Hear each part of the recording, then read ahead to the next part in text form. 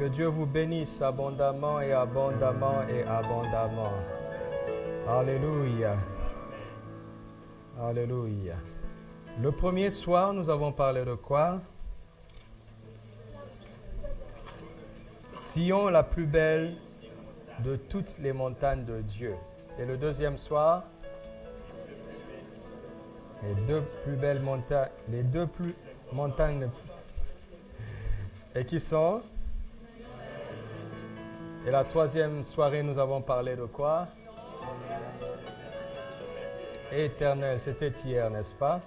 Et ce soir, nous allons parler de quoi? Sion? Hein? Sion? Alléluia. Je ne vois pas la salle vide là-bas. Écran, passez-les-moi, j'aime les voir.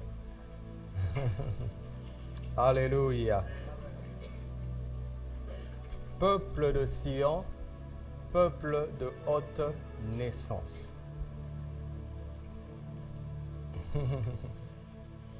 Peuple de Sion, peuple de haute naissance.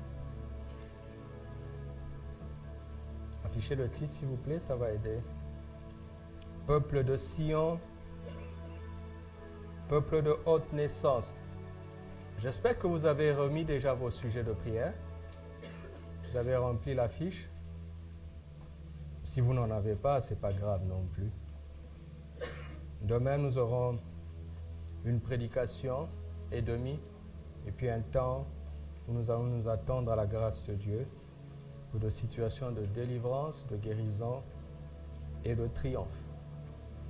Et à la fin de cela, on reviendra et nous allons parler de quelques perspectives de la vision plénitude de vie qui est un organisme missionnaire. Hier, le Saint-Esprit m'a dit d'ajouter ça, VPV, organisme missionnaire. À cause de ce qu'il nous a dit hier, vous vous en souvenez? Alléluia. Revenons sur le psaume 87. Nous allons commencer par là. Psaume 87. Des fils de Corée, psaume cantique. Elle est fondée sur les montagnes saintes. L'Éternel aime les portes de Sion plus que toutes les demeures de Jacob. Des choses glorieuses ont été dites sur toi, ville de Dieu. Pause. Je proclame l'Égypte et Babylone parmi ceux qui me connaissent. Voici le pays des Philistins, Tyr, avec l'Éthiopie. C'est dans Sion qu'ils sont nés. Et de Sion, il est dit tous, ils sont nés. Et c'est le Très-Haut qui l'a fermé. L'Éternel compte en inscrivant les peuples. Et c'est là, à Sion, qu'ils sont nés. Et ceux qui chantaient, et ceux qui chantent, et ceux qui dansent, s'écrient, toutes mes sources sont en toi. Alléluia. En Sion, tous les peuples sont nés. Et Dieu a compté en inscrivant. Il a fait le compte et il a vu qu'aucun peuple n'y a échappé.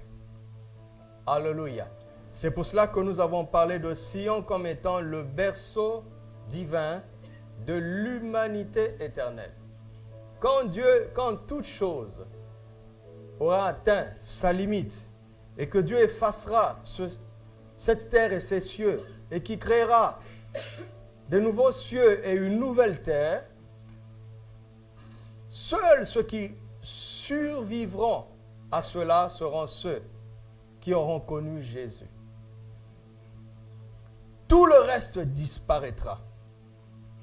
Dans la nouvelle Jérusalem, seuls les croyants seront la preuve qu'une terre et des cieux anciens avaient jadis existé.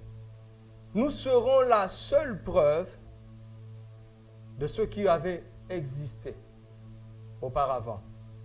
Et Dieu a déjà dit qu'en ce temps-là, dans sa présence, aucun peuple ne fera exception. Alléluia. Il est important que nous comprenions cela parce que cela va apporter une dimension missionnaire à notre foi. Le diable résiste à la conversion d'une seule âme. Mais le diable travaille aussi pour qu'il y ait au moins, ne fût-ce qu'un peuple, une ethnie, une tribu, une langue qui ne soit pas en Sion. Vous m'entendez?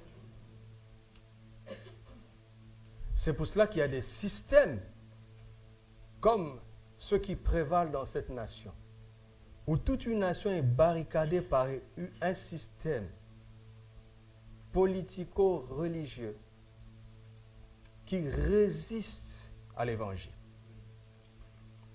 Ce qui prévaut dans cette nation, c'est un système qui ne s'oppose pas seulement au salut des âmes, mais c'est un système qui s'oppose au salut d'une nation, d'un peuple, d'une ethnie, d'une tribu.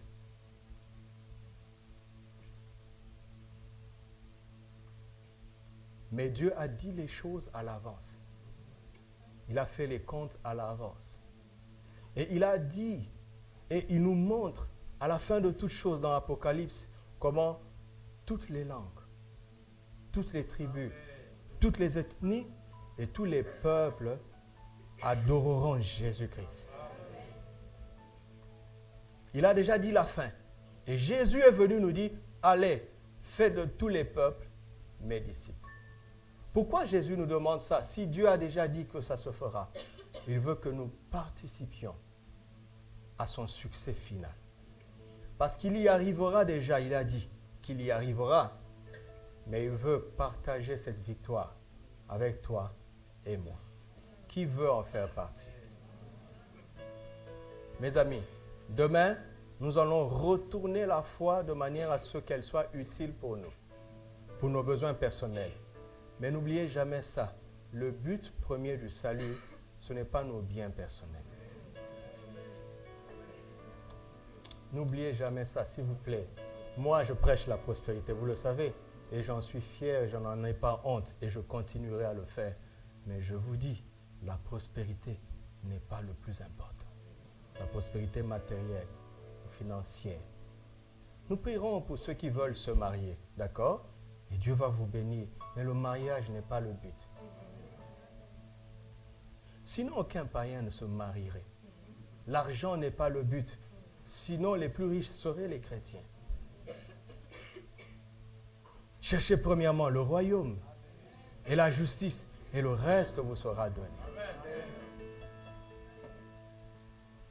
Vision Plénitude de Vie est un organisme missionnaire. Vous êtes tous des missionnaires tels que vous êtes assis. Grâce à toi, il se peut qu'une langue qui n'arrive pas encore à adorer Jésus va l'adorer. Vous imaginez le privilège. Imaginez-vous le privilège.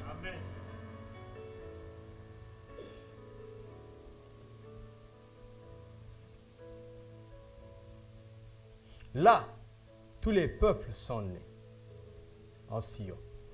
Mais nous allons aller un peu plus loin. J'espère que vous comprenez ce qui se passe. Écoutez, tout ce que j'enseigne, j'enseigne par la foi. Ne pensez pas que lorsqu'en fin octobre, le Saint-Esprit m'a dit, 2017, ce sera Sion. Ne pensez pas que je savais tout ce que je vous dis ici. Ne pensez pas que le mardi, quand j'ai commencé, j'avais prévu de dire tout ça. À chaque jour suffit sa peine.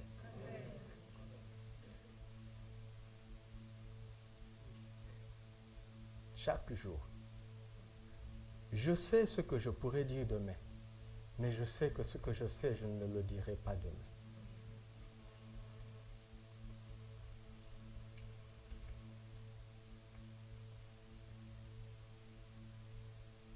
Dieu est en train de nous équiper spirituellement de manière extraordinaire.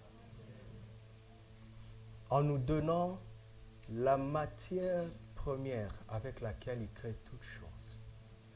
C'est sa parole. Celui qui a la parole de Dieu ne manquera de rien. Amen. Alléluia. La mission est une œuvre qui coûte excessivement cher. Mais ceux qui se lèvent pour la mission ne manqueront pas de moyens. C'est pour cela qu'il faut que nous installions la parole, pour que la parole crée ce qu'elle dit. Si nous croyons, si nous recevons. Est-ce que vous croyez? Est-ce que vous recevez? Voulez-vous aller plus loin ce soir? Quel privilège que d'être embauché dans une entreprise éternelle. De devenir ouvrier avec Dieu, partenaire de Jésus-Christ. Est-ce que vous réalisez ça? Aucune cause ne vaut la peine. Il n'y a rien de mieux sur terre. Tout ce que tu es, tout ce que tu as, Dieu te le donne pour ça. Amen. Je répète, tout ce que tu es et tout ce que tu as, Dieu te le donne pour ça. Absolument tout. Ne permets pas un seul de tes potentiels de ne pas servir à sa mission. Ne permets pas un seul de tes dirhams de ne pas servir à sa mission. Ne permets pas à une seule de tes qualités, à une seule de tes capacités de ne pas servir à sa mission.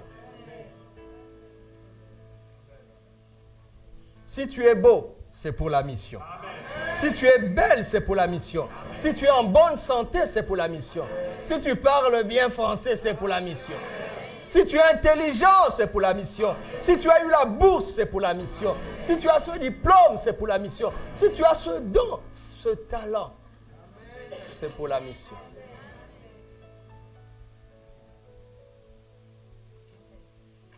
Afin que ce que Dieu a dit puisse s'accomplir. Mais en fait, ce que Dieu a dit s'accomplira. Mais il veut l'accomplir avec toi et moi. Quel privilège. Vous savez que quand Goliath a défié Israël pendant 40 jours, si les soldats avaient compris, n'importe qui, vous savez que n'importe qui se serait tenu devant Goliath allait remporter la victoire. Est-ce que vous savez ça? N'importe qui. Pourquoi? Parce que le nom de Dieu était engagé. L'alliance était engagée. Seul David a compris ça. Il dit, mais quel est cet incirconcis? Écoutez-moi. Est-ce qu'il est dit que David avait visé la tête de Goliath?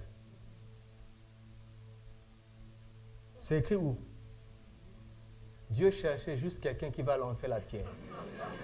Et le Saint-Esprit allait canaliser la pierre là où il faut. Dieu cherche juste quelqu'un qui va se lever. Et le royaume va avancer dans ce pays. Arrête de dire, je ne sais pas, je ne peux pas, je ne suis pas. Et alors? N'a-t-il pas dit qu'il est le tout-puissant et qu'il est le tout-suffisant? Ça veut dire quoi? Ça veut dire qu'il n'y a aucune place pour la puissance de l'homme. Il n'y a aucune place pour la capacité de l'homme. Il est déjà tout, il est entier, il est complet par lui-même. Donc, quand quelqu'un dit, Seigneur, je ne suis rien, Dieu dit, mais exactement, oui, bien sûr. Parce que si tu étais ne fût-ce que un, ça changerait tout. Je ne serais plus tout puissant. 99,99,99,000% n'est pas 100%. S'il est 100%, c'est que nous sommes 0,0000000%. Alors, si tu n'as rien ou tu n'es rien, mais c'est bon, tu es qualifié. Parce que Dieu a choisi les choses folles, les choses viles, celles qui ne sont pas, pour confondre les sages. Vous savez ce que ça veut dire? Des choses qui ne sont pas. Il a pris le néant pour confondre Satan. Mais si tu commences à être quelque chose, tu te disqualifies. Je suis en train de réveiller votre foi. Ne cherche pas à devenir quelqu'un. Ne cherche pas à avoir plus, à apprendre plus. C'est maintenant que tu dois te lever. Il a dit à 2 rois, les 2 premiers rois d'Israël, il leur a fait le même reproche. Il dit, quand tu étais petit à tes yeux, ne t'avais-je pas élevé? Le problème que j'ai avec toi maintenant, c'est que tu commences à penser que tu es devenu quelque chose. Et le plus grand de l'ancienne alliance avait compris ça, qu'il grandisse et que je diminue. Parce que c'est ça le chemin du succès. Ne pas prendre la moindre adoration, le moindre honneur qui revient à Jésus. Il faut opérer de manière à ce que l'on dise, là, il n'y a rien de lui, il y a tout pour Jésus. Dites avec moi, tout pour Jésus. 100% pour Jésus. Avec cette mentalité, comment est-ce que nous allons avoir peur d'oser? Quand Dieu m'a dit hier, vous irez aux 4 coins de la terre, où est mon problème pour avoir peur? Pourquoi je vais douter? Pourquoi? Si je commence à douter, j'ai un problème. Parce que je me regarde moi-même et je nous regarde, nous, je dis, comment on va faire pour atteindre les extrémités de la terre? Mais Dieu dit, mais oui, mais quand j'ai dit ça, je savais qui vous êtes. Vous savez, parfois, nous avons des prières soi-disant sensées, intelligentes, de fausses modesties qui ne sont rien d'autre que de l'incrédulité ou le fait d'être imbu de soi-même. Ce que Dieu a dit se fera. Amen. Ce qu'il a dit que nous ferons, nous le ferons. Amen. Quand? Maintenant. Dites avec moi maintenant. Maintenant. Maintenant. Au nom de Jésus. Par la puissance du Saint-Esprit.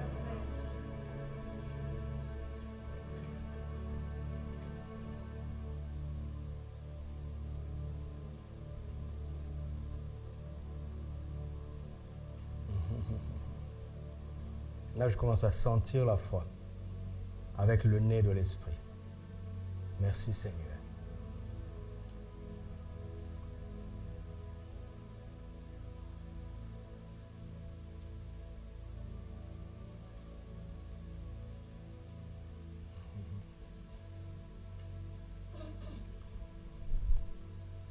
Matthieu, chapitre 25. Nous allons voir quelque chose de très important ce soir. Et ce soir, on ne va pas faire comme hier. Nous avons eu un temps béni d'onction hier. N'est-ce pas que nous avons été bénis hier? Aujourd'hui, je vais enseigner, à la fin, on dira Amen. Et s'il vous plaît, cette nuit, préparez-vous pour demain. Venez pas comme ça, préparez-vous. Si tu sens que tu dois jeûner, jeûne. Prépare une bonne offrande par la foi parce que nous allons faire une dernière offrande.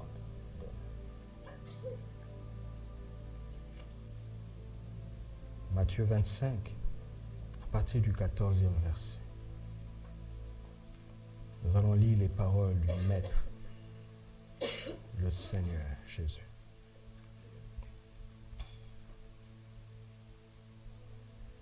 Il en sera comme d'un homme qui, partant pour un voyage, appela ses serviteurs et leur remit ses biens.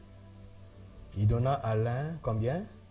5 talents, et 2 à l'autre, et 1 au 3e. Notez qu'ils n'ont pas tous la même portion. N'est-ce pas? Pourquoi? À chacun selon sa capacité. Et quoi? Il est parti. Il n'a rien dit. Il est parti. Vous comprenez? Il a donné, il est parti. Vous connaissez cette histoire, n'est-ce pas? Tant mieux pour nous. Luc chapitre 19, à partir du verset 11e, c'est une histoire qui est similaire, mais qui est différente.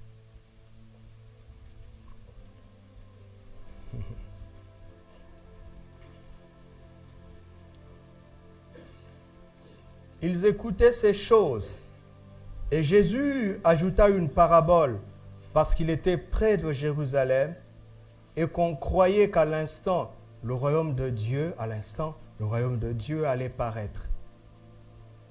Dans un contexte où les gens s'attendaient à ce que le royaume de Dieu paraisse, regardez ce que le Seigneur va faire. Il dit donc, un homme de quoi? Un homme de quoi? Un homme de quoi? S'en alla dans un pays lointain, pourquoi? Et ensuite, relisons le verset 12. Allons-y. Il dit donc, un homme de haute naissance s'en alla dans un pays lointain pour se faire investir de l'autorité royale et revenir ensuite. Un homme de haute naissance s'en alla dans un pays lointain pour se faire investir de l'autorité royale et revenir. Il part comme un homme de haute naissance, mais il va revenir comme un roi. Il part comme un homme de haute naissance et il a promis de revenir comme un roi. Il part comme un homme de haute naissance et il revient bientôt comme un roi. Comme le roi des rois. Mais entre-temps, dites avec moi, entre-temps.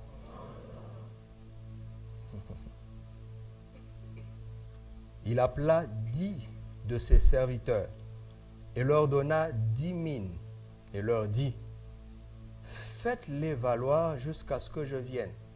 Dans la parabole des talents, il n'a rien dit. Il leur a donné et il est parti, n'est-ce pas?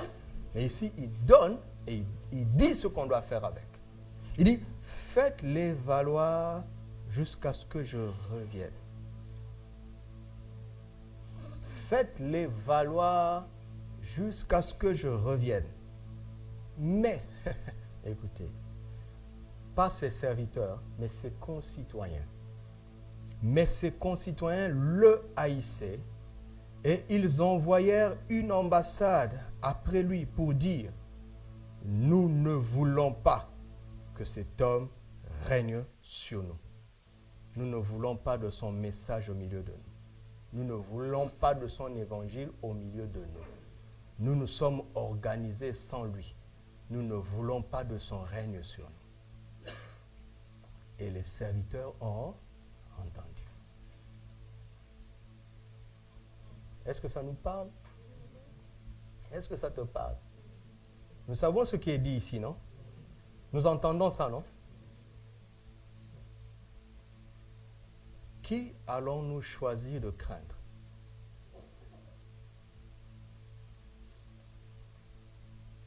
Qui allons-nous choisir de craindre?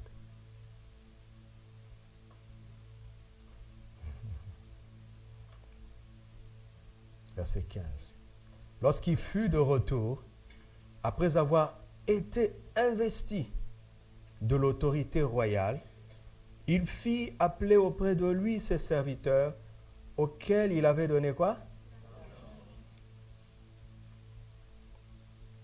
Afin de connaître comment chacun l'avait fait valoir. Le premier vint et dit, Seigneur, ta mine a rapporté 10 mines. Il lui dit, c'est bien, bon serviteur. Parce que tu as été fidèle en peu de choses, reçois quoi?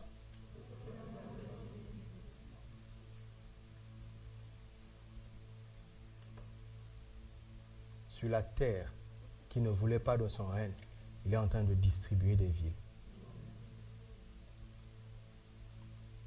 C'est sérieux ce que nous partageons ce soir. Il y a des gouverneurs potentiels de villes ici.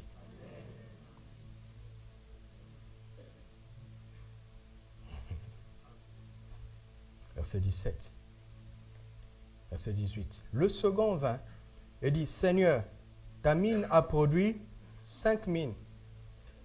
Et il lui dit, toi aussi, sois établi sur 5 villes. Donc là, il commence déjà à réfléchir. Oh, si j'avais rapporté 7, je gouvernerais cette ville. Si j'avais rapporté 50, je gouvernerai 50 villes. Verset 20. Un autre vin et dit, Seigneur, voici ta mine que j'ai gardée dans un linge.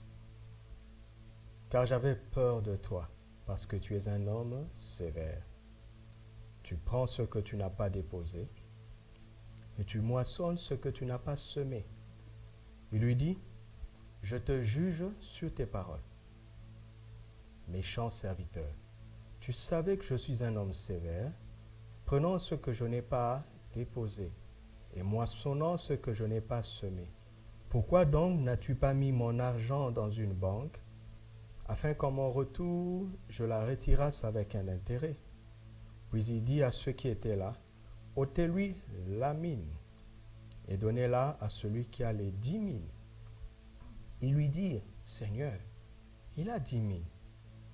Je vous le dis, on donnera à celui qui a, mais à celui qui n'a pas, on ôtera même ce qu'il a. Pourtant, il n'a pas. En fait, il pense ne pas avoir, mais il a. Vous comprendrez pourquoi. Au reste, amenez ici mes ennemis, qui n'ont pas voulu que je régnasse sur eux, et tuez-les en ma présence. C'est Jésus qui parle. Après avoir ainsi parlé, Jésus marcha devant la foule pour monter à Jérusalem. Quand il a fini ça, il est prêt pour aller à la croix.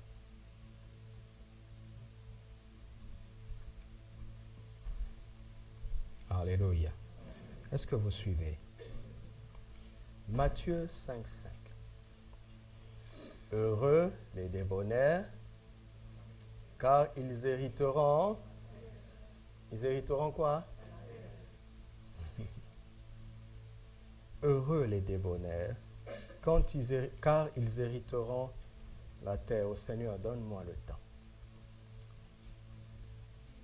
Et la louange de ce soir était inspirée. Lisons un cantique qu'ils ont chanté. Ça se trouve dans le psaume 134. Ça complète merveilleusement mon message. Psaume 134.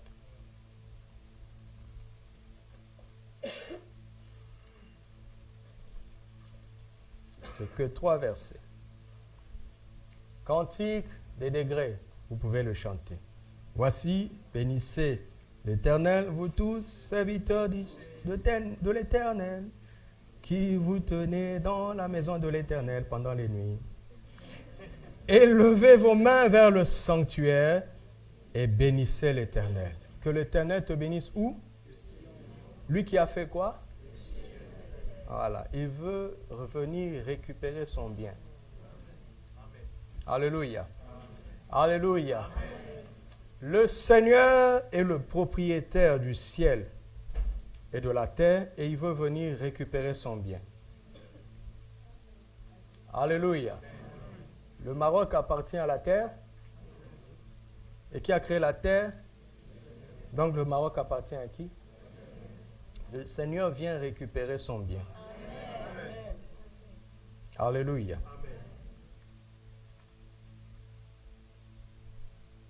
Mais, vous avez vu, j'ai lu juste un extrait de la parabole des talents. Parce que si tu ne fais pas attention, tu auras l'impression que c'est la même parabole qui est dite dans Matthieu et dans Luc. Ce n'est pas la même parabole. Dans la parabole des talents, ils n'ont pas reçu les mêmes choses. L'un a reçu 10, l'autre a reçu 5, et le dernier a reçu 1. Et ce n'était pas de l'injustice. Le Seigneur a fait ça parce qu'il a donné à chacun selon sa capacité. Et la fidélité dans l'idée de fructifier va faire que la récompense, c'est entre dans la joie de ton maître. Et celui qui n'a pas fructifié, sa condamnation, c'est jetez-les dans les ténèbres du dehors. Vous comprenez? Donc la parabole des talents parle d'autre chose. La parabole des mines, quant à elle, parle de 10 serviteurs qui ont reçu 10 mines. Quand vous lisez dans la version Louis II, vous ne comprenez pas très bien. Lisez dans d'autres versions, vous comprendrez qu'en fait, 10 serviteurs ont reçu chacun une mine. Donc tous ont reçu exactement la même chose. Vous comprenez? Donc l'histoire change déjà. Est-ce que vous me suivez? Ce n'est plus la même situation. Et dans la parabole des talents, quand il a distribué à chacun selon sa capacité, il ne leur a rien dit et il est parti. Mais dans la parabole des mines, il leur a dit expressément, explicitement de fructifier. Il dit, je vous ai tous donné la même chose et je vous demande de fructifier. Donc, il n'est pas question de capacité de qui que ce soit. Il est question d'une chose que nous avons tous reçue en commun.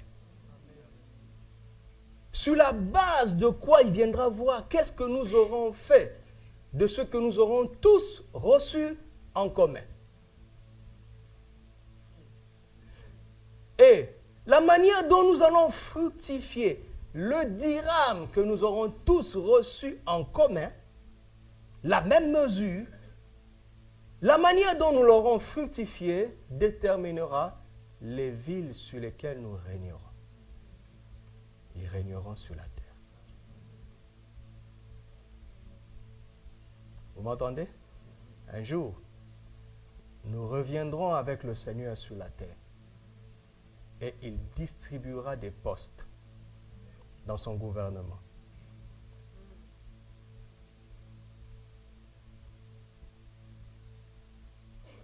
Mais le niveau de notre position dans son gouvernement dépendra de ce que nous aurons fait, de ce que nous avons tous reçu en commun. Est-ce que vous me suivez? Donc, il ne s'agit pas de dons spirituels, parce que nous n'avons pas tous les mêmes dons. Nous n'avons pas tous les mêmes talents. Vous voyez? Donc, il ne s'agit pas de ça. Il s'agit de quelque chose que j'ai et que tu as et qu'il a et qu'elle a et qu'il a et qu'elle a. Une chose que tous les chrétiens sur toute la terre ont reçue. De la même manière.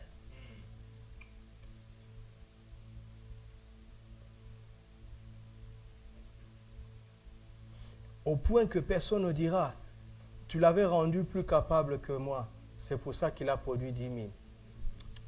Il n'est pas question de ça. Vous me suivez?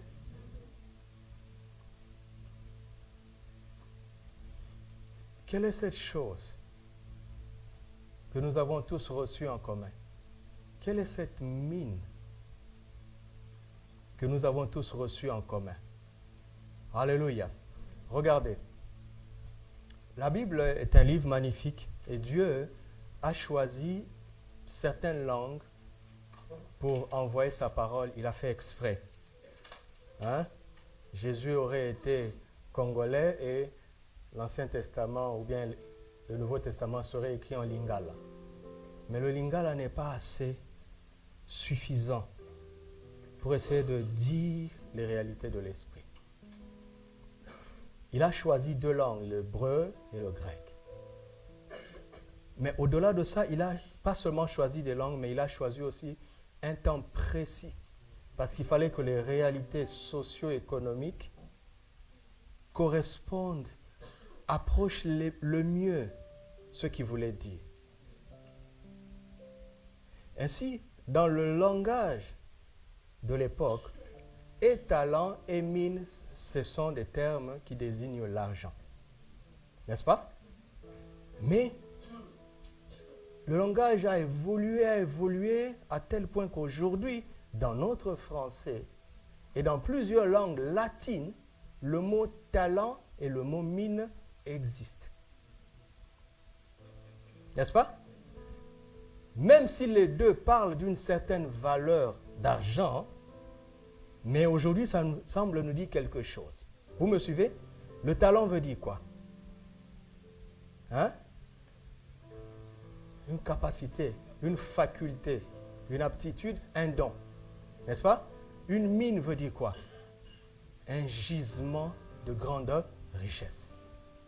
Vous comprenez? Ce qui fait que ton talent n'est pas le mien.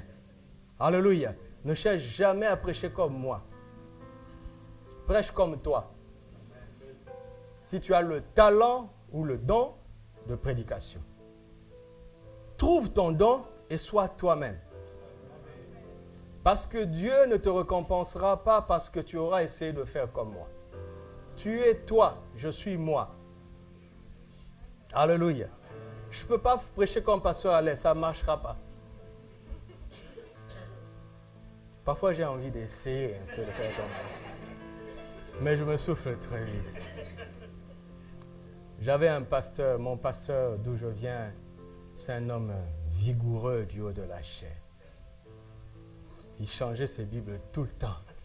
Parce qu'il dit, c'est la parole de Dieu, c'est la parole de Dieu. Et ça se déchirait tout le temps.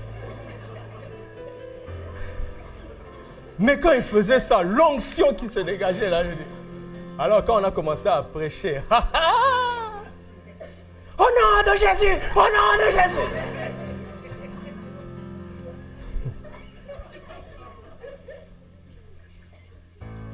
Et puis un jour, je ne sais pas comment ça s'est passé, le Saint-Esprit nous connaît. Hein?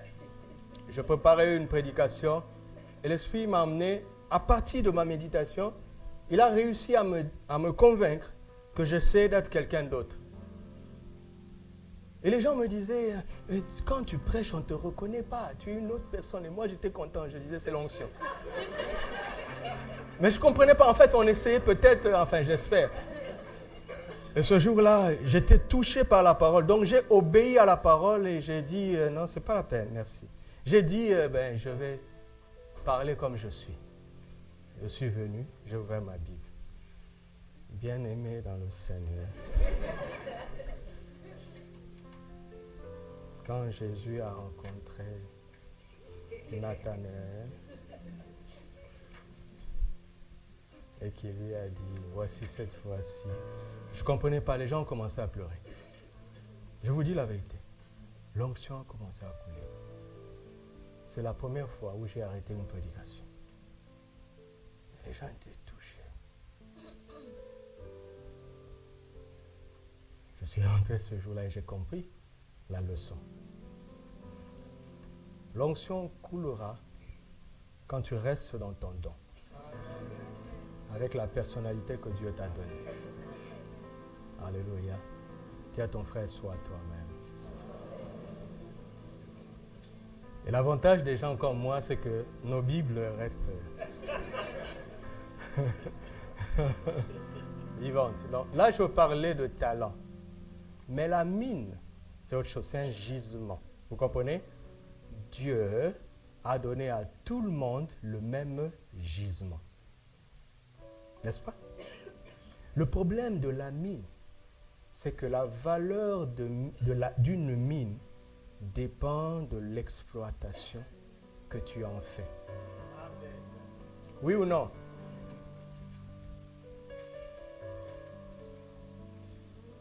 Le jour où tu te fatigues de puiser, la mine ne donne plus rien.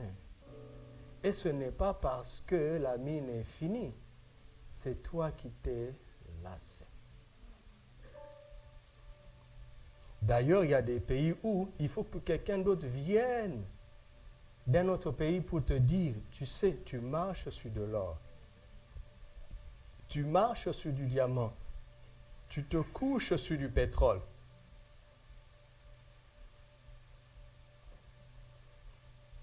Les propriétaires de la terre eux-mêmes ne savent pas qu'ils ont un gisement en eux. Est-ce que vous m'entendez? Regardez. Ce qui est puissant dans le langage de Jésus. C'est pour ça que je suis plein d'admiration pour Jésus. Je suis plein d'admiration pour lui. C'est-à-dire, il passe par un langage soi-disant économique. Pour faire passer un message, oui, au niveau économique, le message, tu vas le saisir. Mais il va plus loin. Il va plus loin, il est profond et élevé. Il dit, chacun a reçu la même mine, le même gisement. Pourtant, nous ne produisons pas la même richesse. Alléluia. N'est-ce pas que celui qui produit le plus domine sur ceux qui produisent le moins? Oui ou non?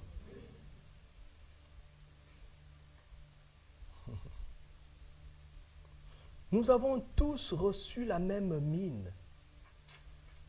Et il nous intime l'ordre de la fructifier.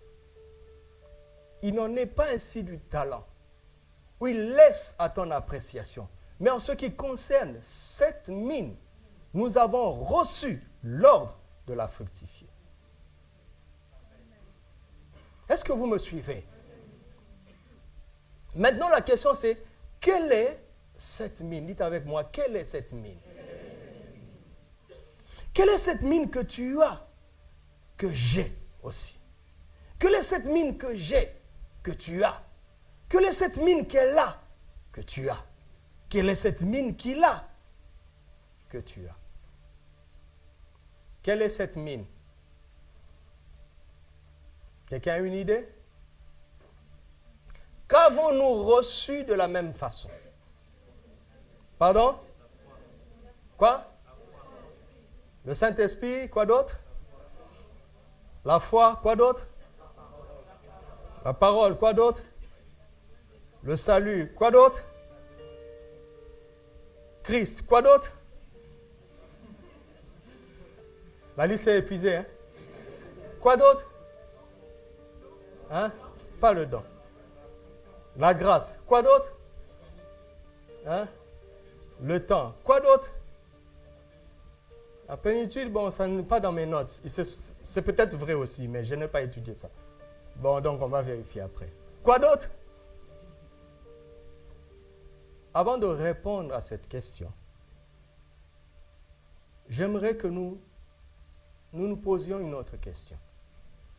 Vous savez, parfois, la meilleure manière de répondre à une question, c'est de poser une autre. Parce que si tu dissèques un problème, si tu le divises, un problème peut devenir la somme de plusieurs petits problèmes. Et donc, ça devient plus facile à résoudre. N'est-ce pas? C'est pour ça qu'il y a des aires de repos. Tu vas de Casa à Agadir, mais tu peux t'arrêter à Bouscour, à Stade. Tu reprends un peu le souffle. Quelle est cette mine que nous avons tous reçue en commun? Je pose une autre question. Pas pour faire comme les politiques qui échappent, hein? Mais plutôt pour répondre plus facilement à la question. La deuxième question est celle-ci. Mais qui est celui qui nous dit ça? Qui est celui qui a donné ça? Qui est-il? Il est qui? Il est qui? Un homme de haute naissance. Ah, ça c'est important parce que l'indice se trouve là-bas. Un homme de haute naissance, ça veut dire quoi? Ça veut dire quoi un homme de haute naissance? Ça veut dire quoi? Ne te cache pas derrière ta tablette. Ça veut dire quoi? S'il vous plaît, donnez-moi du temps ce soir, d'accord? Il faut que j'aille jusqu'au bout. Parce que là, l'heure officielle de la réunion est finie. Je ne suis qu'à mon verset de base. Ah bon, hein? Ok, merci. L'homme de haute naissance, ça veut dire quoi? Hein? D'une famille royale. Mais pourquoi il va s'investir? Ça veut dire quoi? D'une famille noble, oui, ça veut dire quoi? Ça veut dire quoi?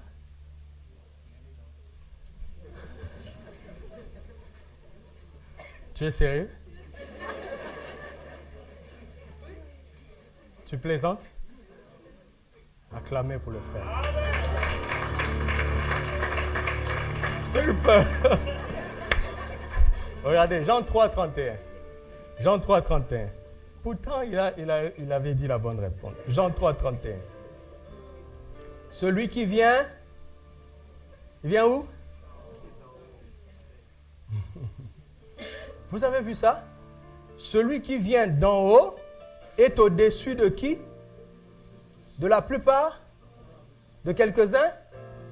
De qui? Pourquoi? Parce qu'il vient d'en haut. Celui qui est de la terre est de la terre. Et il parle comme étant de la terre. Celui qui vient du ciel est au-dessus de tous. Donc celui qui vient d'en haut, c'est qui? Celui qui vient du ciel. Donc, cet homme de haute naissance, il va dans un pays lointain pour se faire investir comme roi. Ce pays lointain, c'est lequel? C'est lequel? C'est le ciel.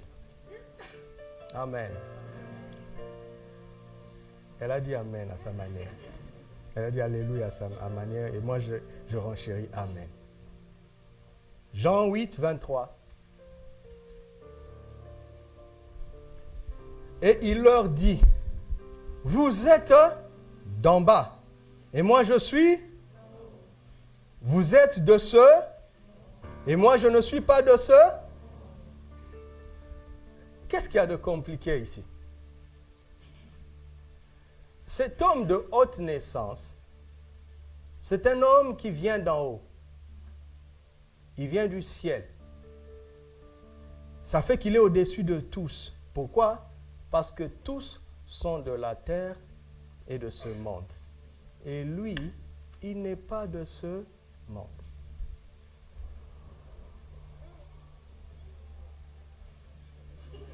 Vanité de vanité.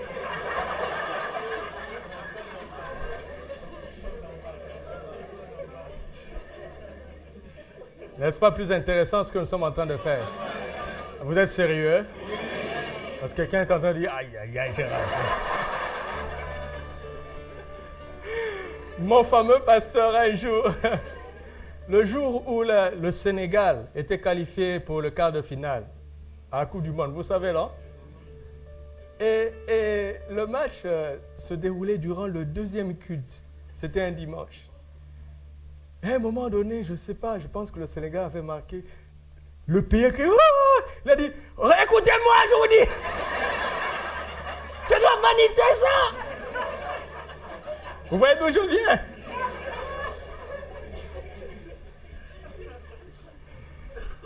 Un Jean, chapitre 5, verset 1er. Je suis en train de nous montrer comment la Bible est un livre vraiment qui se tient vraiment. 1 Jean 5 à partir du premier verset.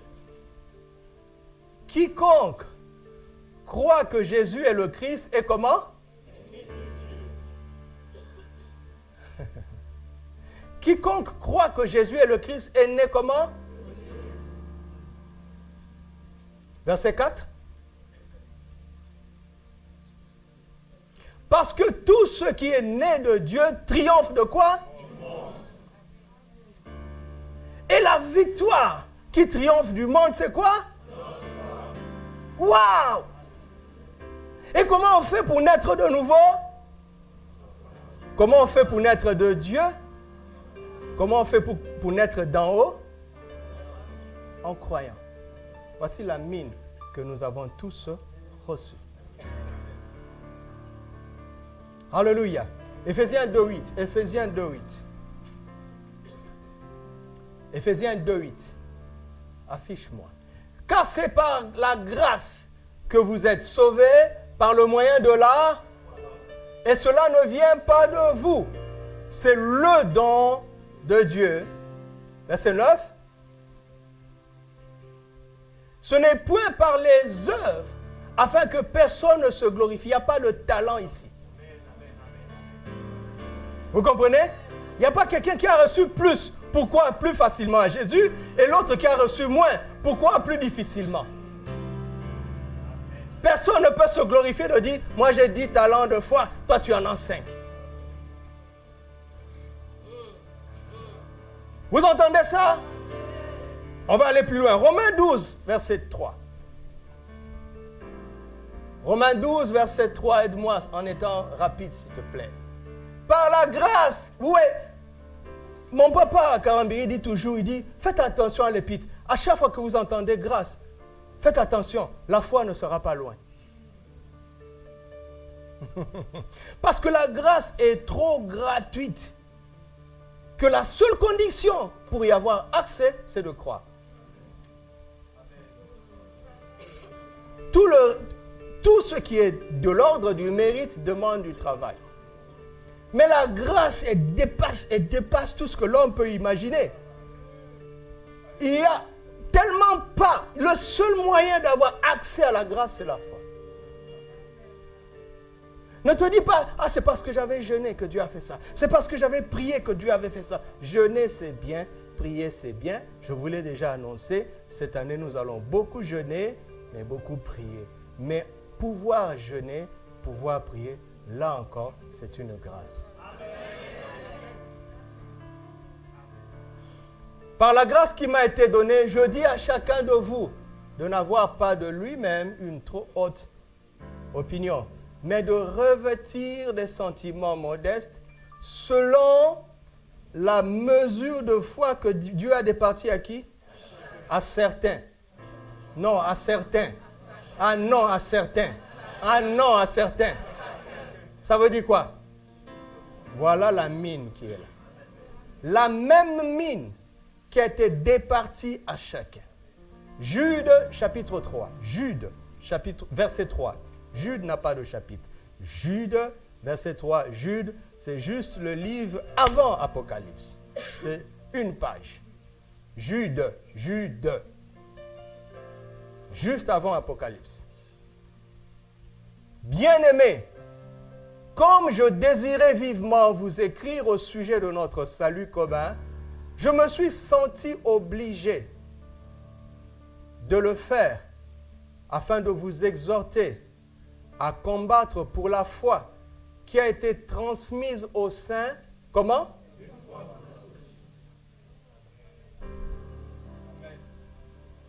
Il y a une foi, sans S à la fin, sans E à la fin non plus, qui a été transmise à tous les saints. Comment? Une fois pour toutes. C'est cette foi-là qui fait que quand on la reçoit, on est né d'en haut. On devient un homme ou une femme de haute naissance. En fait, ce que Jésus est en train de dire, il est en train de dire ceci. Je suis cet homme de haute naissance. Je suis en train d'aller me faire investir comme roi au ciel. Mais quel est le moyen pour un humain de passer de la terre au ciel? C'est la mort, n'est-ce pas? Donc, c'est pour ça que quand il a fini de dire ça, il s'est dirigé tout droit à Jérusalem pour se livrer, être condamné et mourir. Pourquoi? Et regardez, eux, ils étaient en train de l'attraper et de le maltraiter, mais ils ne comprenaient pas que c'était le moyen de transport.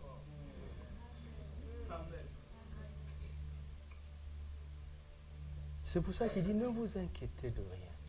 Toute chose concourt au bien de ceux qui aiment Dieu. Ils choisiront de vous faire le mal, mais lui va le tourner en bien.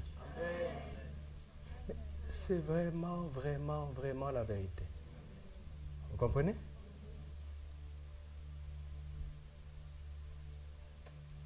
Les gens de mon village avaient décidé de m'éliminer depuis mon bas âge.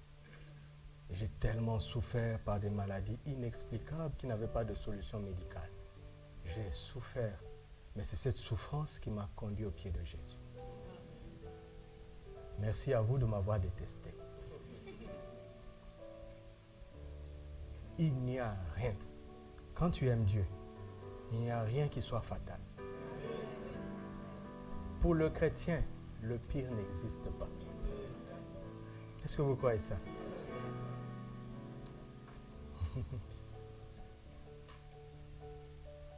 Alors, lui, il est un homme de haute naissance, d'accord? Il est en train de partir parce que quoi? À la croix, il sait qu'il va remporter la victoire finale qui fera que le Seigneur va souverainement l'élever et va lui donner le nom qui est au-dessus de tous les noms dans les cieux et sur la terre. Il sait que par la croix, il va être investi de l'autorité royale suprême et que c'est le moyen pour lui de reprendre le contrôle sur la terre. Vous comprenez ça? Maintenant, il veut partager son gouvernement avec nous. Alors, il sait où il a commencé. Il a commencé par la haute naissance. C'est-à-dire une naissance qui n'est pas naturelle. Une naissance qui a échappé au péché. Parce que le péché fait de toi un terrestre et une victime du monde. Lui, il est venu sur terre sans le péché, c'est-à-dire Satan n'avait pas une accroche pour dominer sur lui. Mais il fallait qu'il marche dans l'obéissance pour être investi de l'autorité royale. Il est simplement en train de nous aider à prendre le même chemin que lui. Alors avant de partir, il donne une mine, la mine de foi, qui fera que nous deviendrons des hommes de haute naissance pendant que lui sera investi. De sorte que quand il va revenir, il va partager avec nous le gouvernement. Alléluia. Dites avec moi, merci pour la mine de la foi. Merci Seigneur pour la mine de la foi. Merci Seigneur pour la mine de la foi. Maintenant, une mine est un gisement. Alors il faut savoir y puiser, creuser. Nous avons un frère qui était ici. C'est un géologue. Parmi les pionniers de l'intercession dans cette assemblée. Il a migré au Canada. Il travaille dans une entreprise canadienne qui pille l'or du Burkina. Et donc, il fait 1 mois en mine au Burkina, 1 mois en famille au Canada. Et il voyage toujours par la rame. Donc, tous les 30 jours, on le voit. Dernièrement, quand il est venu, je l'ai emmené à l'église. Je lui ai dit, regarde ce que Dieu a fait. Il était émerveillé parce que on était ensemble dans le petit local. Et j'ai appelé les frères qui étaient là. Je leur ai dit, écoutez, vous êtes en train de vous réjouir ici. C'est eux qui ont gémi pour ça. Et il me disait, pasteur, je lui ai dit, mais mon frère, parce que je suis en train de le pousser à comprendre pourquoi Dieu lui a donné ces opportunités, pourquoi Dieu lui a donné ce talent. Je lui ai dit, est-ce que tu projettes revenir en Afrique, travailler aussi pour les pays africains, parce qu'on exploite chez nous, mais on nous donne des miettes. Alors je voulais comprendre, je lui ai dit, mais pourquoi nous-mêmes, on ne se décide pas? Pourquoi nos gouvernements ne se décident pas à exploiter eux-mêmes? Il m'a dit ceci, il dit, pasteur, le plus difficile en matière de mine, c'est la recherche. Ça coûte des milliards de milliards. Il faut investir. Même s'il y a des images satellitaires, ce n'est pas sûr que ce que les satellites montrent, parce que les images satellitaires montrent des indices. À partir de certaines couleurs, on peut dire que là, il est possible d'avoir du pétrole. Pas certain, mais possible. Mais non, la recherche jusqu'au forage et les premiers investissements, c'est des milliards. Il dit, on peut investir des milliards et ne rien trouver. Il dit, voilà le problème de l'Afrique. Et je dis, tiens, donc la mine de la foi, c'est comme ça. La mine de la foi, je vais nous aider. Regardez, 2 Pierre. 2 Pierre chapitre 1er.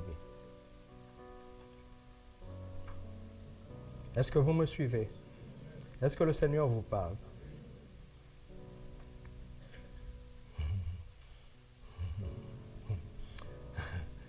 Il y a un verset puissant, je vais y revenir demain. Ce verset a tout ce qu'il faut pour décanter les problèmes de délivrance ou de guérison ou de triomphe. Je vais y revenir demain. Demain, certaines personnes vont être visitées juste par la foi en écoutant. Ils n'auront pas besoin d'imposition des mains. Verset 3, il dit, comme. Mais commençons au verset 1er. Simon-Pierre, serviteur et apôtre de Jésus-Christ, à ceux qui ont reçu en partage une foi du même prix que... Oh, vous entendez ça? Simon-Pierre est en train de dire, écoute,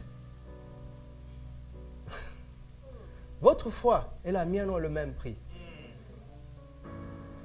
Vous vous rendez compte que deux personnes peuvent avoir 2 billets de 200 dirhams, d'accord? Mais l'autre va acheter 2 bonbons avec. Et l'autre va acheter quelque chose qui coûte vraiment 200. Quand vous donnez un billet à l'enfant, il ne sait pas ce que ça vaut. Oui ou non? Il ne sait pas. Il dit, écoute, ma foi et la vôtre vaut le même prix.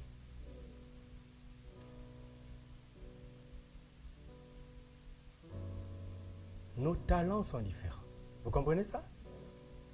Par exemple, l'ombre de Pierre a guéri les malades. Tu lui as donné le don d'opérer des miracles. Ça, c'est un don, c'est un talent.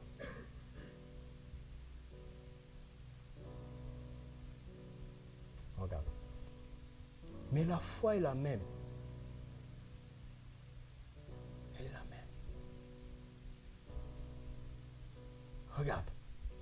Un jour, certains diront au Seigneur, n'avons-nous pas prophétisé par ton nom? N'avons-nous pas fait des miracles par ton nom? Il va dire quoi? Retirez-vous de moi, vous tous qui commettez l'iniquité. Ils avaient le don. Mais le don ne te place pas dans la haute naissance. Ce n'est pas à cause du don que tu iras là-bas, au ciel. Et quand ils sont revenus, il dit, Seigneur, même les démons nous sont soumis par ton nom. Il dit, ne vous réjouissez pas de ça. Réjouissez-vous plutôt de ce que vos noms sont inscrits dans les cieux.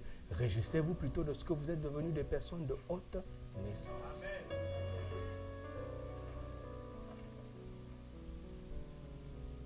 Oh Seigneur, j'aimerais avoir 4 heures pour parler avec vous. J'aimerais rester avec vous toute la nuit. Vos cheveux vont se dresser comme ça. Quand vous allez sortir, vous serez en colère contre Satan. Mais rempli d'amour pour les autres. Alléluia. Verset 2, il dit que la grâce et la paix vous soient multipliées par la connaissance de Dieu et par notre Seigneur Jésus-Christ. C'est épignosis, vous le savez. Donc c'est une connaissance de révélation par la foi. Regardez le verset 3, il dit, comme sa divine puissance nous a donné combien? Combien? Écoutez-moi. Quelqu'un qui lutte avec le péché est délivré ce soir, rien qu'avec ça. Le salaire du péché, c'est la mort, n'est-ce pas? Nous avons reçu tout ce qui contribue à la vie. Si tu ne triomphes pas, c'est parce que tu n'as pas la foi.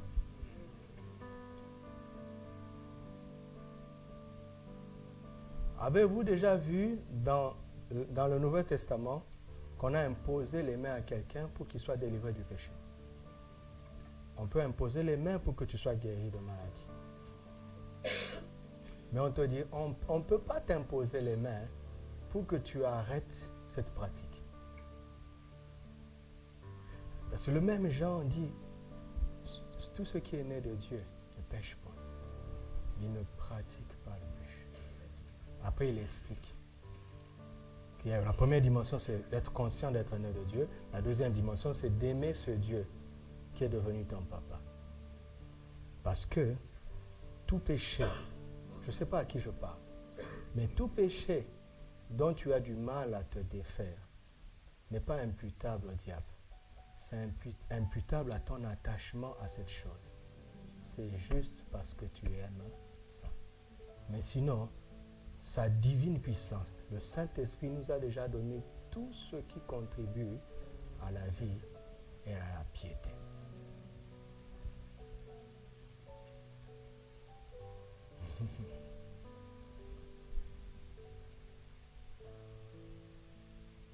Et il dit, au moyen de la connaissance de celui qui nous a appelés par sa propre gloire et par sa vertu, lesquels nous assurent de sa part, écoutez ça, les plus grandes et les plus précieuses promesses, afin que par elles, vous deveniez participants de la nature divine. Mais je vais expliquer ça demain. Regardez ce que Pierre est en train de dire. Il dit, le Saint-Esprit nous a déjà donné tout ce qu'il faut, n'est-ce pas? Et il attend de nous de devenir participants dans cette nature. Donc il attend de nous d'agir conformément à ce que nous avons reçu. Mais comment je fais pour agir? Première chose, tu commences à fuir. En fuyant la corruption qui existe dans le monde par la convoitise. Et il dit, à cause de cela, faites quoi? Puis joindre à votre foi quoi? Et la liste est longue. Voilà comment tu dois investir dans la recherche pour extraire les richesses de ta mine, la mine de la foi. Parfois, tu vas passer toute la nuit dans la présence de Dieu. Ce n'est pas que tu n'as pas sommeil, ce n'est pas que tu n'as pas envie de dormir, mais tu dis non, je vais faire les efforts qu'il faut pour que ma foi devienne opérationnelle.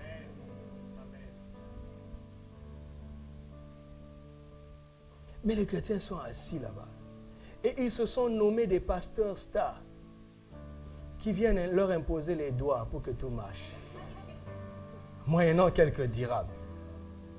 Paresseux! Et vous savez quoi?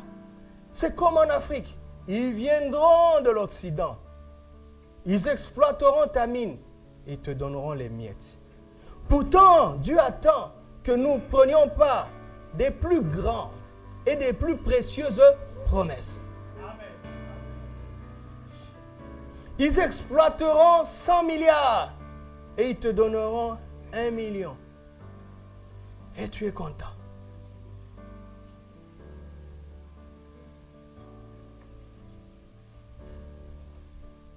Vous savez, un jour peut-être quelqu'un deviendra Premier ministre ici. Ou président, attendez, ne dites pas encore Amen. Attends, je n'ai pas fini. Tu dis Amen trop vite. Vous savez, si un jour un pays africain se décide, il dit, tout le monde va donner 2 mois de son salaire au budget national pour que nous devenions autonomes. Le 3e mois, tout change. Mais l'impôt même, le simple impôt, les gens ne veulent pas payer. Et tu sais, ce qui est difficile dans le monde, c'est que si tu te lèves et tu bats campagne avec les propos que je te donne, personne ne va te voter. Pourtant, tu dis la vérité. Mais si tu dis, votez-moi, tout sera facile. Et bêtes comme ils sont, ils vont te voter. Mais c'est de la bêtise. Tout celui qui te dit, vote-moi, et je te rendrai la vie facile, est un menteur. Mais les chrétiens doivent devenir des participants dans la vie sociale. Et la démocratie est un système bizarre.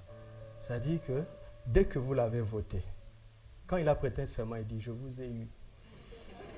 Faites la grève comme vous voulez, 5 ans. Je resterai là 5 ans. Je vous ai eu. On ne peut rien. Et vous savez quoi? S'il a été ne fût-ce que président, ne fût-ce que premier ministre, même si vous refusez qu'il fasse un second mandat, la loi dit qu'un ex-président a droit à un appartement de tel standing. Toute sa vie, il aura 2 policiers à sa charge, à vie.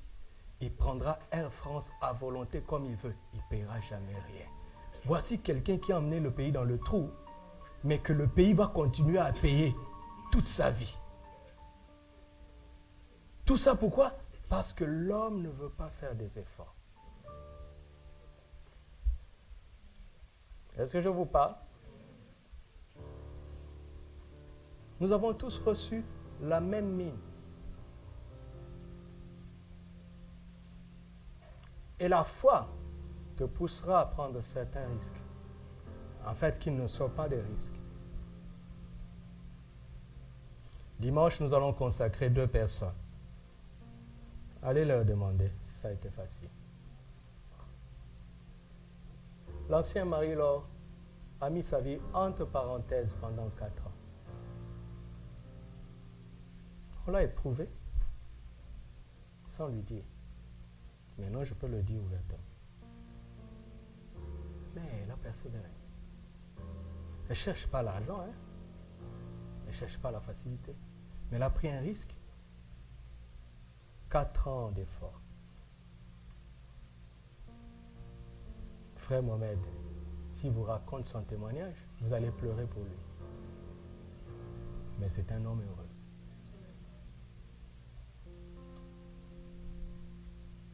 Nous avons reçu l'ordre de fructifier cette mine.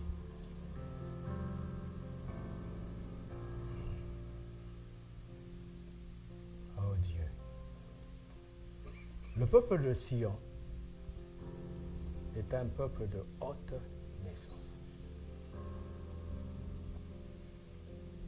Et Jésus revient comme un roi souverain. Vous savez, le Shiloh, vous connaissez ce mot-là, Shiloh, non?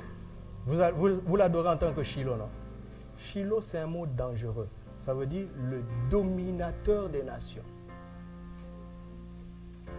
Un bon dictateur. Ah oui. Quand Jésus va revenir, il ne négociera plus. Hein. C'est à prendre ou à laisser. L'adoration sera forcée. Et, je répète, l'adoration sera forcée. Les gens l'adoreront de gré ou de force. Tant mieux pour nous qui l'adorons déjà de gré. Tant mieux pour nous.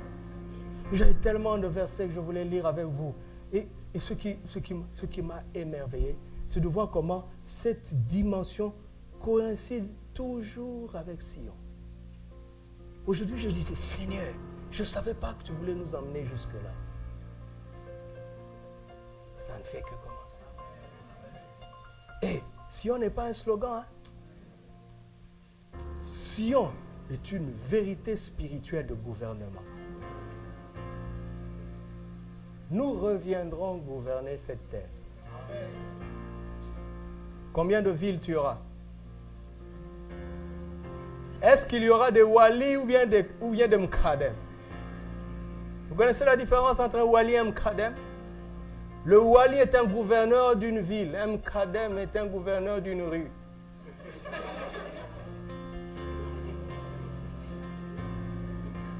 Écoutez-moi, Christ va nommer des Wali et les Wali vont nommer des Mkadem. Si je suis Wali, voudrais-je de toi quand même Mkadem?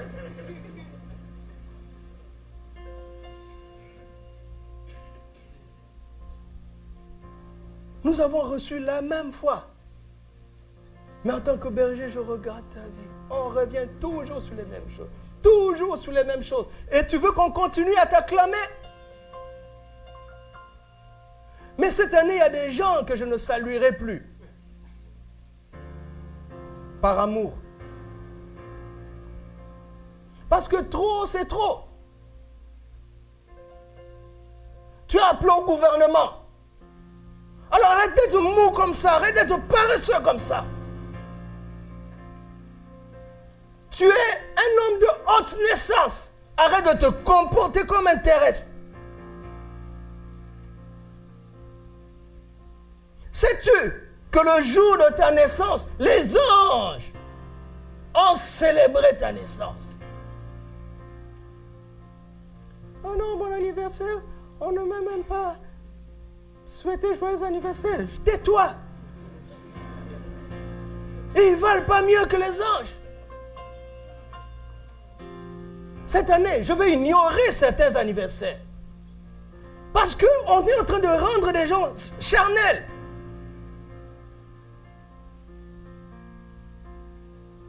Pensons faire du bien.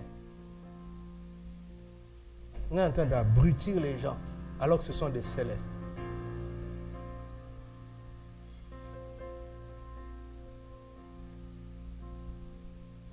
Même la dîme, il faut qu'on te convainque.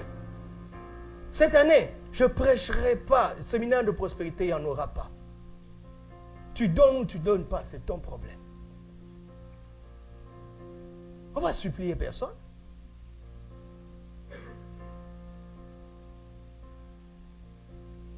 Cette année, si tu me boudes, je vais te bouder. Au nom de Jésus. Mais on va où là? On va où? Cette année, si tu viens me voir pour dire, pasteur, j'arrive plus à lire la Bible, je dis, sors de mon bureau. Sors, va-t'en. Tu veux que je fasse quoi?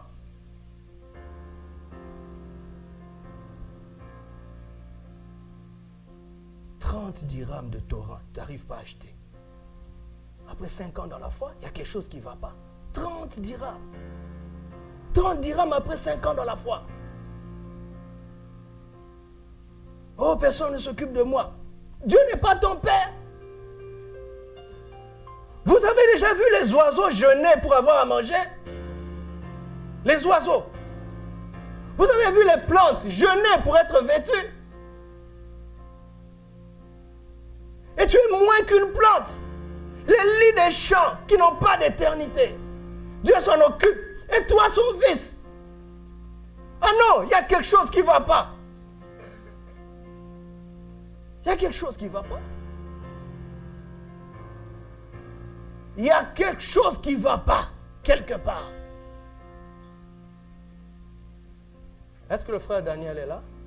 Le responsable du SR, les Lévites. En haut? Frère Daniel, viens, cours, prends les escaliers. Est-ce que ta femme est là? Viens avec ta femme. Descendez les escaliers sous les acclamations de la salle.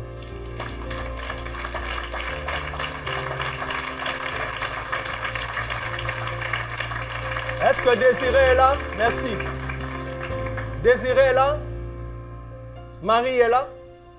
Maman Marie, Désiré, vous allez leur dire, frère Daniel, viens, venez ici vous deux. Frère Daniel que vous voyez acclamer encore. Venez.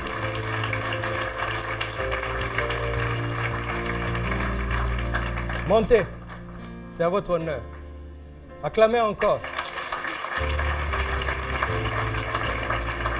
Frère Daniel que vous voyez, il travaille dans un call center.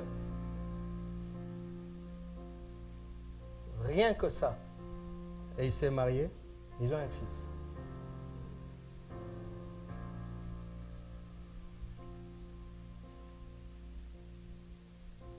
Dieu place des symboles comme ça pour ceux qui trouvent des excuses. Vous savez que c'est le pire travail au Maroc maintenant, qu'on se le dise. Mais aujourd'hui, j'entends, vous savez, quand il est venu, je veux vous dire, je vous observe, hein, quand il est venu, on l'appelait frère Daniel. Mais depuis un temps, personne ne l'appelle frère Daniel. On l'appelle toujours Monsieur Seri. Vous avez remarqué ça? Vous avez remarqué? Ça veut dire quoi? Il a pris de l'autorité. Voici une femme qui l'aime. Il n'a pas attendu qu'ils aient des milliards. Ils ont un fils. Est-ce qu'ils sont malheureux? Regarde comment elle est jolie.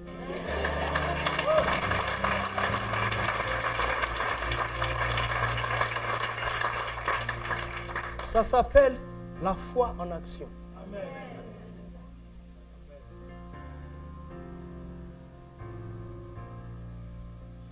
Il ne se plaint pas. Il ne se plaint pas. Quand il vient me voir, parce que souvent, moi, je parle avec lui, maman parle avec elle. Quand Daniel m'appelle, il dit, pasteur, je veux te voir. Je sais qu'il va me poser des questions précises et importantes. Il ne vient pas faire les gna gna gna gna gna gna. Et vous savez quoi? Ils ne s'arrêteront pas là. Que Dieu vous bénisse.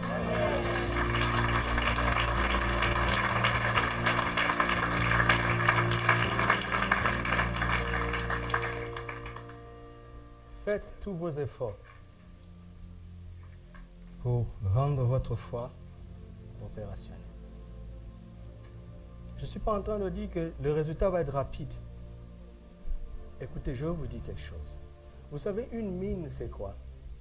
À l'époque, une mine, c'était le salaire de 100 jours de travail. Voici ce que l'homme de haute naissance a fait. Il t'a donné le salaire de 100 jours de travail et il est parti. dans un pays très lointain.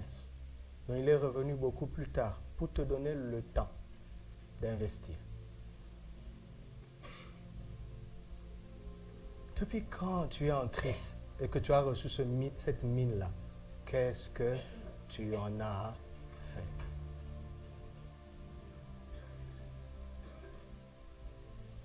Vous savez, quand je parle comme ça vous semble facile. Vous savez combien d'heures il y a derrière cette prédication? Vous savez combien d'heures?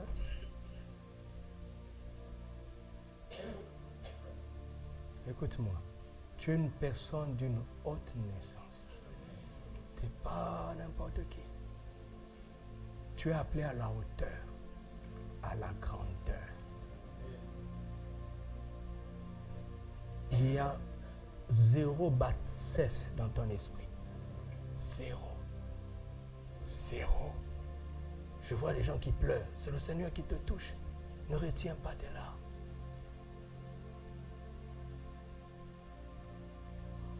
Regarde comment il nous a enseigné à prier. Il a dit, lorsque vous priez, dites, notre Père qui est aux cieux. Arrête-toi d'abord, arrête-toi. Arrête-toi. Il est en train de dire que tu as un papa qui est aux cieux.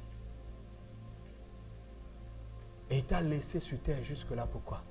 Parce qu'il veut que tu le fasses descendre. Que tu fasses descendre son règne. Que ton nom soit sanctifié et que ton règne vienne sur la terre exactement comme au ciel. Les donne-nous là, c'est après. Vous avez compris? Vous connaissez le Notre Père? Les donne-nous, c'est après. Un donne-nous qui vient avant que ton règne vienne est un donne-nous maladroit.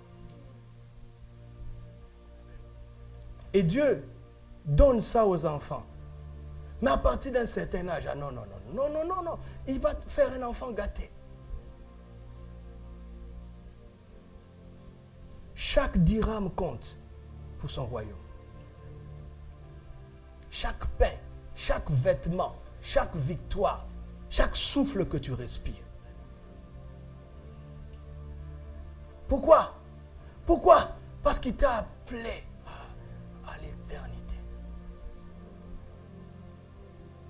Ton nom est inscrit dans les cieux. Il y a eu la guerre dans mon pays. Les États-Unis sont venus. Ils ont pris leurs ressortissants. Et si les hommes peuvent faire ça, si les hommes peuvent faire ça,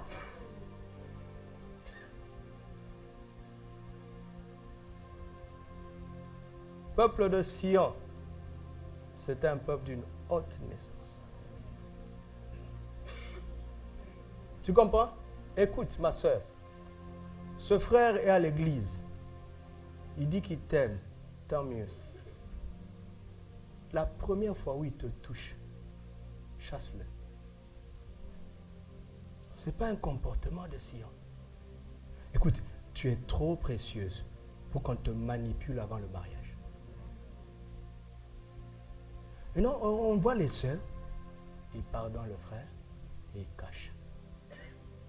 Quand tu as fait ça, le garçon a compris qu'il peut aller plus loin. C'est juste une question de temps. Il va laisser tes émotions se calmer, il va te tendre un piège. Chaque jour, vous irez un peu plus loin. Un peu plus loin. Est-ce que tu connais ta valeur? Tu dois vivre de telle sorte que le frère, il tremble, même pour...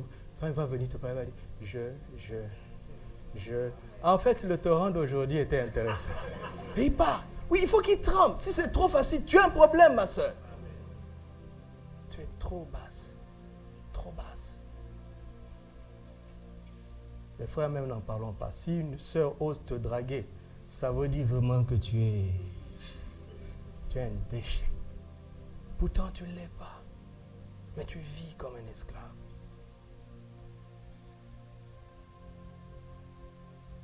Il y a des questions. Si tu viens encore me poser cette question, pasteur, est-ce qu'on peut flirter avant le mariage? Je te chasse de mon bureau. Il y a des choses qui ne doivent même pas être nommées parmi nous. Je ne veux pas dire que la pensée ne va pas t'effleurer, mais tu vas repousser cette pensée. Parce que tu n'es pas dans la bassesse.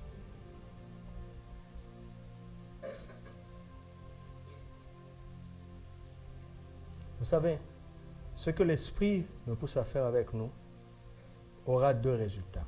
D'une part, nous prendrons de l'initiative dans l'évangélisation, mais d'autre part, nous attirerons tellement les gens par notre caractère. Tu sais, on peut, avec un peu de discernement, avec la parole de Dieu, on peut déjà savoir qui peut gouverner les villes. Jésus est fort. Mais écoutez, allez boire les paroles de Jésus. Le même qui a dit dans Luc 19, qui viendra nous donner le gouvernement des villes, c'est le même qui a dit longtemps avant, Matthieu 5,5, heureux les débonnaires, car ils hériteront la terre. Avant d'avoir cette position politique, économique, il faut avoir cette position spirituelle et morale. Un débonnaire, c'est qui? Un débonnaire, c'est une personne qui a un caractère de conquérant, mais par l'humilité, la douceur et sa fermeté par rapport au principe du royaume. C'est ça être débonnaire. Un débonnaire, c'est un conquérant qui brise les armées sans armes, mais avec son caractère. Avec son caractère. Il est humble, pourquoi? Parce que chaque jour, il dit, je n'ai pas de force, mais le Seigneur est ma force. Il reste humble. Il ne cherche pas quelque chose en lui qui peut lui donner une possibilité. Deuxièmement, il est doux, pourquoi? Parce qu'il n'y a pas d'agressivité en lui. Il ne parle pas comme le monde. Il ne réagit pas comme le monde. Troisièmement, il est ferme parce que quand on le pousse à faire ce qui est contraire au royaume, il dit non, mais toujours avec respect. Il n'insulte pas les autorités. J'ai appris ici qu'il y a des frères et des sœurs de notre assemblée qui vont sur Facebook insulter leur président qui a trafiqué les voix pour se faire réélire. Les gens de Sion ne se comportent pas comme ça. Nous ne sommes pas trop bas. Toute autorité vient de Dieu. Écoute, si tu insultes un président, même s'il est dictateur, Dieu ne sera pas d'accord avec toi. Si tu déshonores ton père, même s'il est païen, Dieu ne sera pas d'accord avec toi. Il faut être ferme quand il te pousse à désobéir à Dieu. Être ferme, mais rester respectueux. Là, Dieu va te défendre. Femme, soyez soumise à votre mari. Et le mari a un mauvais comportement. Ça ne te donne pas le droit devant Dieu de l'insulter, de ne plus t'occuper de lui. Si tu fais ça, Dieu combattra pour toi. Non, pour toi. Si tu restes respectueux, Dieu combattra pour toi.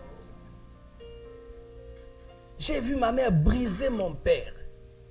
Littéralement, ils vont venir ici. Ma mère a brisé mon père.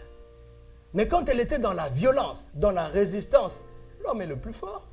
Dans ce jeu-là, l'homme est le plus fort. Et la famille commençait à aller en vrille jusqu'à ce qu'un vrai pasteur vienne et qui parle à ma mère. 1h du matin, papa revient. Maman était assise. Elle a dressé la table. Oh chérie, ta journée était longue. Je vais enlever ta veste. Je t'attendais pour manger. Moi, j'observais toujours parce que parfois les casseroles s'envolaient. Mais ça fait partie du passé. Hein. Mes parents ne sont plus comme ça. Donc j'étais toujours aux aguets. La première fois, j'ai entendu. Mais j'étais en colère quand j'ai entendu maman faire ça. J'ai dit, mais quelle folie. J'étais en colère. Deuxième nuit. Troisième nuit, j'entends. Ah! Je ne vais pas manger, il y a du poison. Et puis maman dit, mais chérie, non! C'est suspect. On l'a eu. On l'a eu. Aujourd'hui, c'est mon père, mais mon frère dans le Seigneur. Un brave homme. C'est juste le diable qui le trompait. On l'a brisé comment? Pas par la violence. Par le respect. Par le respect. Quand papa a amené une statue qu'il a achetée du Vatican, vous connaissez de cette soi-disant dame-là. Il a acheté ça du... Oh, il a eu beaucoup d'argent pour rien. Nous avions chassé les idoles de notre maison. Est-ce que je peux parler encore?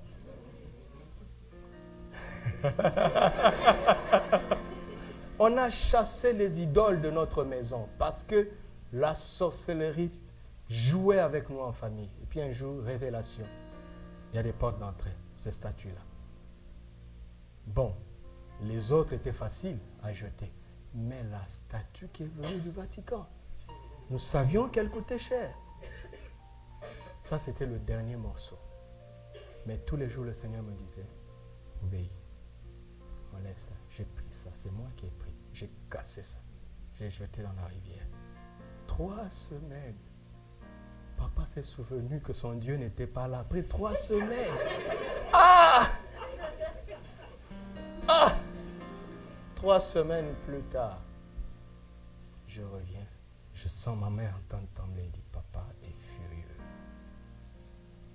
Vous savez, le jour où j'ai fait ça, j'étais zélé parce que dans la prière, Dieu m'avait parlé. Vous savez. Et j'ai dit à maman, le jour où il remarquera, dites que c'est moi. Mais quand ce jour est venu,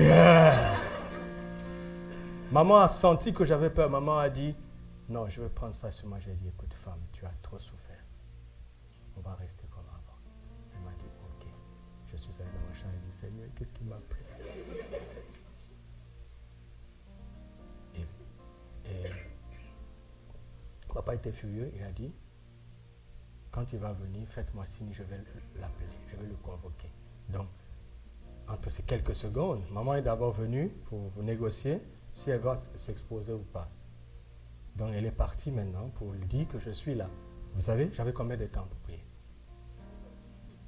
Et en quelques secondes, la parole monte. Le Saint-Esprit est comme ça. Mais il faut méditer tous les jours. Il dit, quand on vous enverra devant le tribunal, ne préméditez pas ce que vous allez dire. À l'instant, l'Esprit lui-même vous donnera. Donc j'ai compris que je n'avais pas besoin de préparer une réponse. Et d'ailleurs, tant mieux, je n'avais pas le temps. Et puis j'arrive. Une seule fois dans ma vie, j'ai vu mon père furieux. C'est un homme brave. Bon, les gens ont abusé de sa bonté. La seule fois que je l'ai vu furieux, c'était ce jour-là. Et il n'osait pas me regarder, tellement il était en colère. Il me dit, Doudou, où est ma statuette? La réponse ne venait pas. Moi, je savais que je ne dois rien préméditer. Donc, rien n'est venu. Je suis resté silencieux. Il dit, je te parle. Rien ne venait. Il dit, Doudou. J'ai dit, papa. J'ai senti que papa, ça l'a calmé. Parce qu'il a senti que le respect était encore là. Il dit, il a changé de temps. Pourquoi as-tu jeté ma statue? Je vous assure, ma bouche a parlé. Ma bouche a dit, papa, tu n'en avais pas besoin. C'est ma bouche qui a dit ça. Il a dit, ah bon, c'est maintenant toi qui décides de ce dont j'ai besoin. Sors de ma chambre. Je suis sorti. J'ai mal dormi. Le matin à 6 heures, il frappe. Doudou, je sors. Une liste. Vas-y, fais ça. Va chez ton tel, fais ça. Comme si de rien n'était. Et des années plus tard, il va me dire que toute la nuit, ma voix tournait. Tu n'en as pas besoin. Alors toute sa vie, le Seigneur a balayé toute sa vie. Il dit, regarde, qu'est-ce que cette statue t'a apporté chaque fois que tu es venu? Et il a compris qu'il n'en avait pas besoin. Mais il ne m'a pas avoué ça. Mais si tu viens, tu dis, oh non, papa, tu es païen, qu'on soit. Le Saint-Esprit te lâche. Il te lâche. Tu vas insulter le président de la République. Tu penses que le Saint-Esprit va vous encourager? Regardez Daniel. Ô roi, vis éternellement. Mais nous ne pouvons pas nous prosterner. Débonnaire. Il a fini comment? Gouverneur de Babylone. Ah, est-ce que c'est des idées? Non, c'est la réalité. Il y a des gouverneurs ici. Alléluia. Que Dieu vous bénisse. Amen.